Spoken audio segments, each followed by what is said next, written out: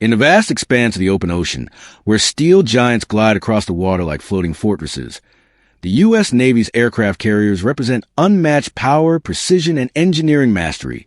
But what happens when one critical link in that system fails?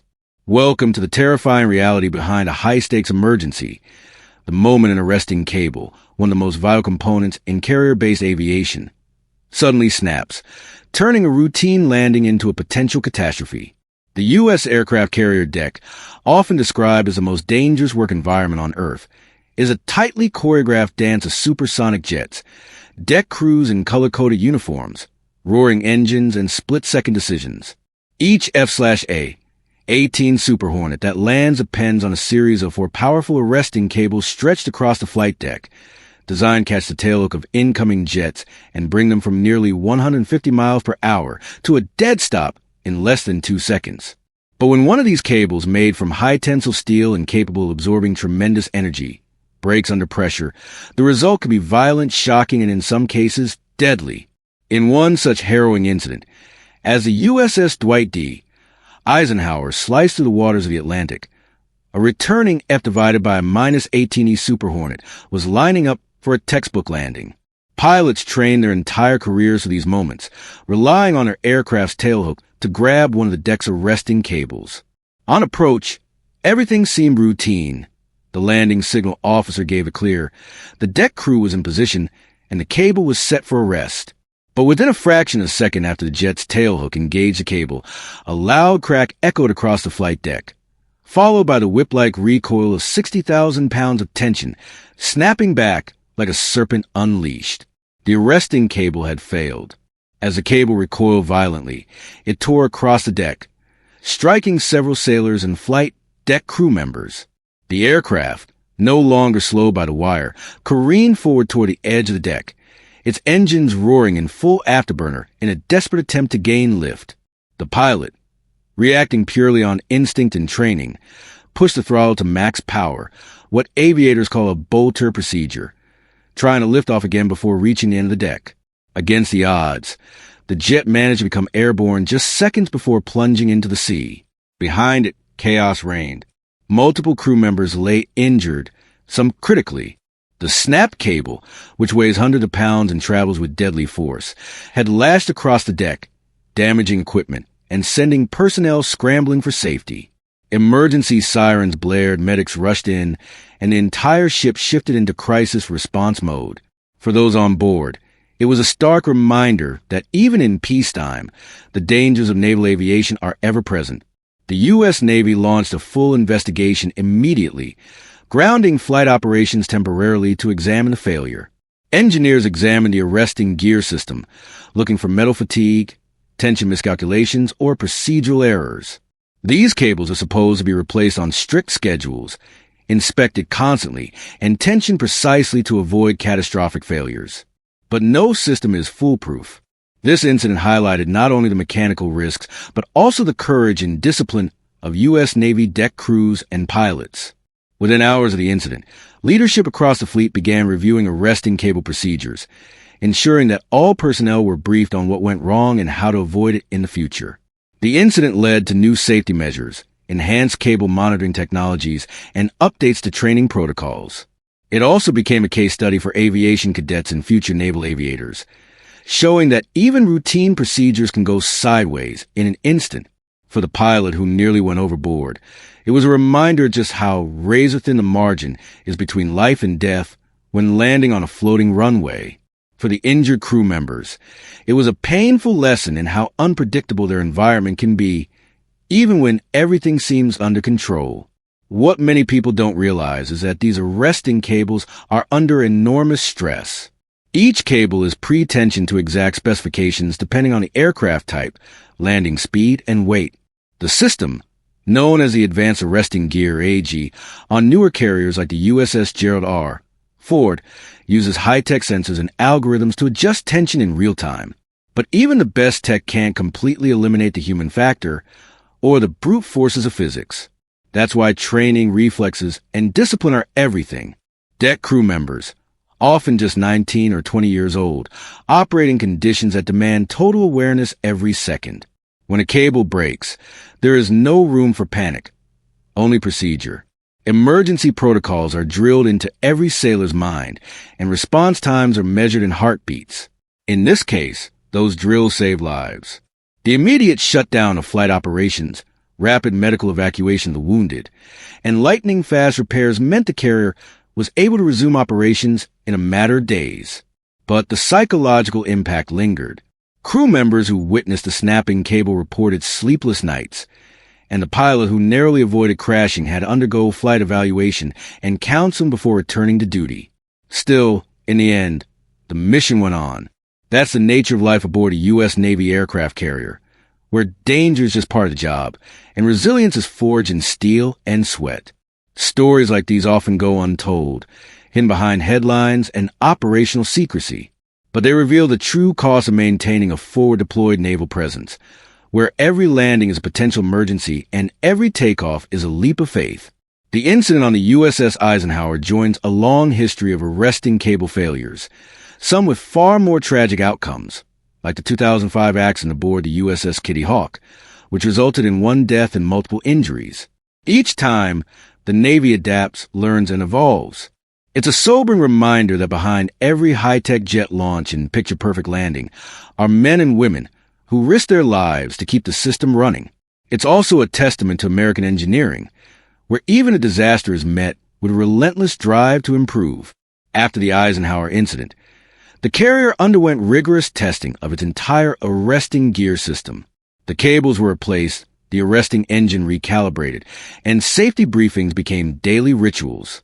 Naval engineers collaborated with industry experts to test new materials and cable designs that could resist greater fatigue and handle repeated high-stress cycles without failure. The result: safer landings, more precise systems, and a renewed respect for the thin wire that stands between a safe landing and disaster. Today, if you visit a U.S. aircraft carrier and stand on the deck near an arresting cable, you might not see the danger, but it's there, humming quietly under pressure, waiting to perform its next miraculous stop or potentially unleash unimaginable force. The sailors who walk that deck know it. The pilots who fly toward it every day feel it. And the American people, watching from afar, can only begin to appreciate the bravery, precision, and constant risk that define naval aviation. So the next time you see a fighter jet land on a carrier and the hook catches the wire just right, remember, it's not just steel meeting steel. It's lives on the line. It's decades of engineering battling gravity and momentum. And it's the silent prayer that this time the cable holds. As the dust settled aboard the mighty USS Dwight D. Eisenhower following the arresting cable failure, a wave of introspection and heightened vigilance swept across not just her decks, but the entire U.S. Navy fleet. This wasn't merely a technical malfunction.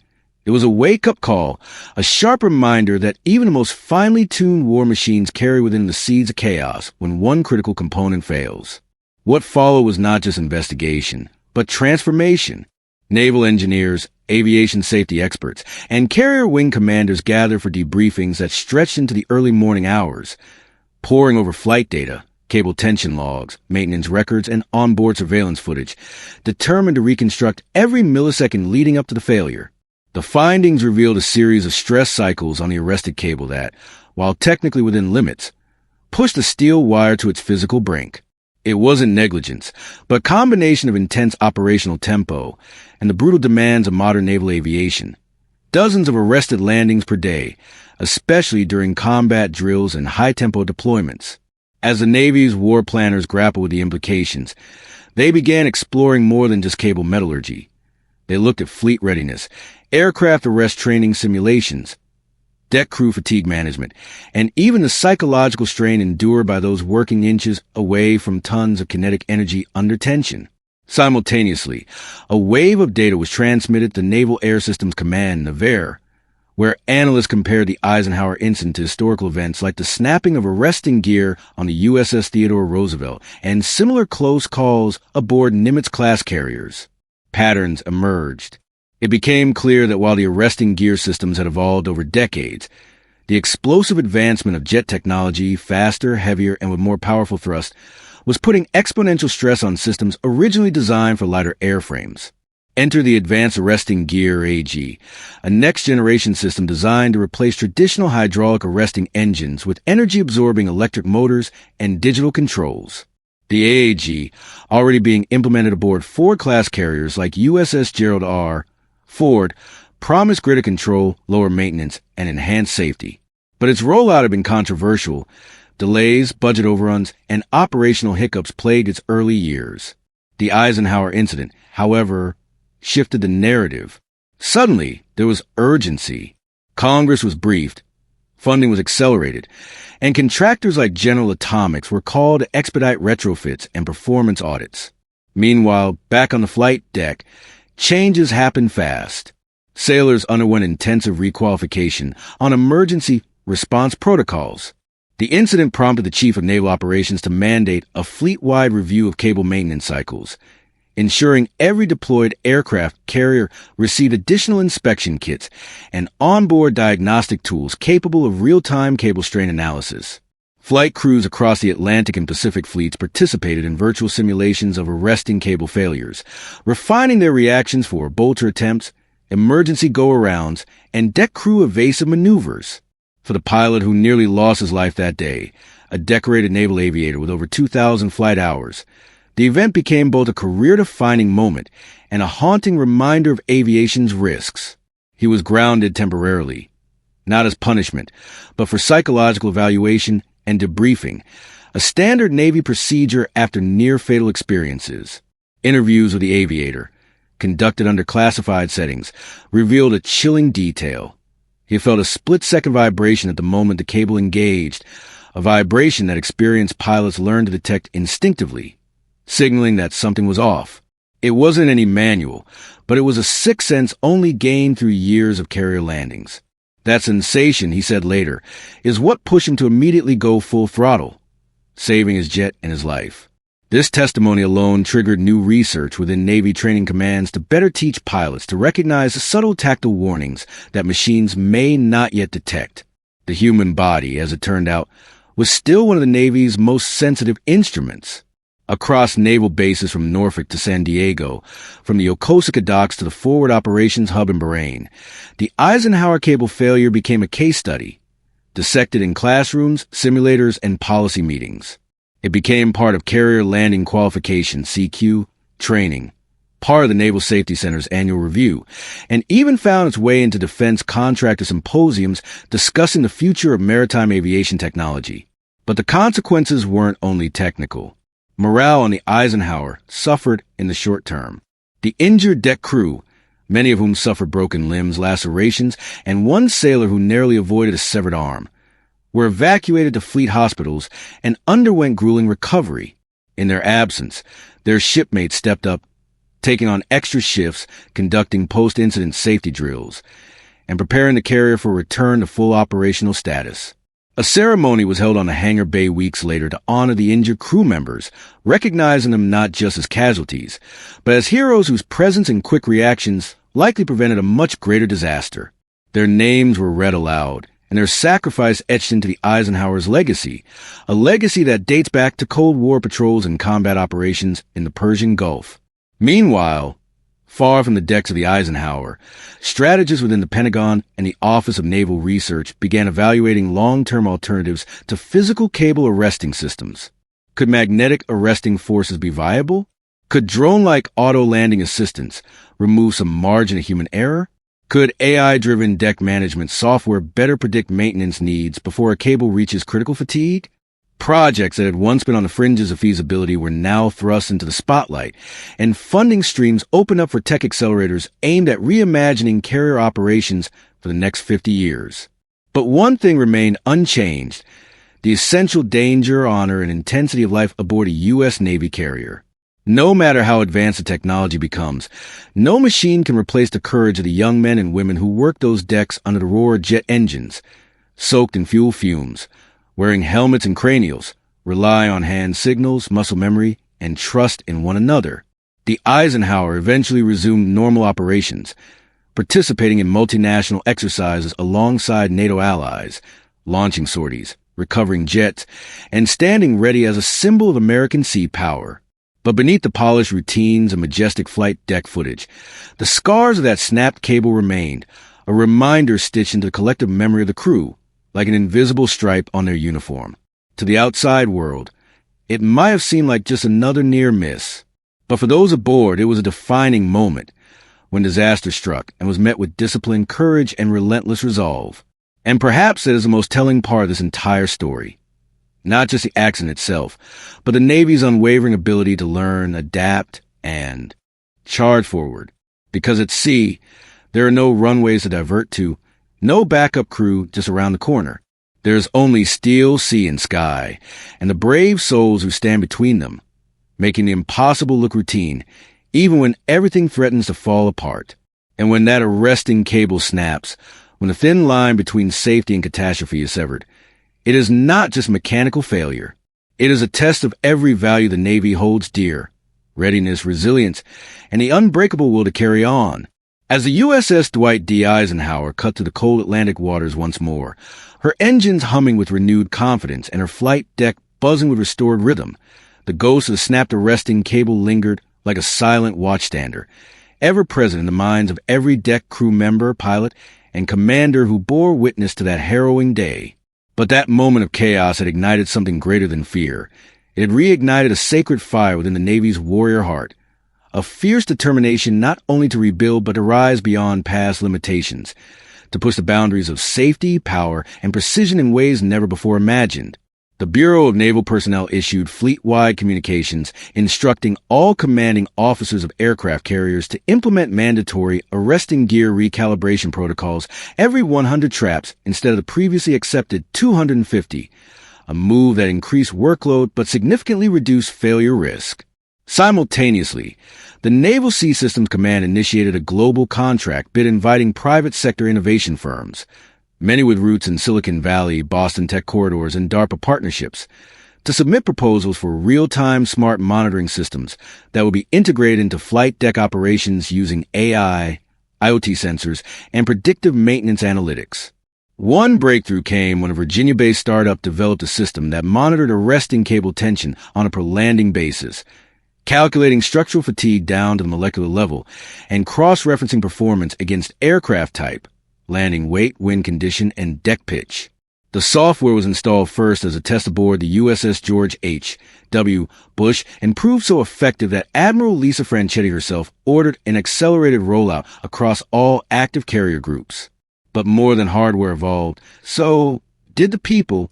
The sailors who stood mere feet away from the whipping steel cable that day were honored not only with medals but with purpose.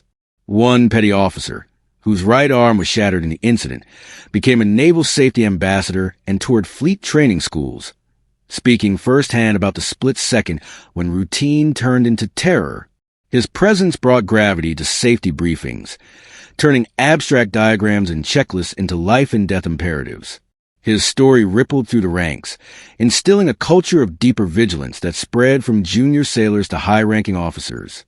Meanwhile, the pilot, who had cheated death by a margin of feet, underwent both psychological counseling and requalification flights under the most demanding conditions.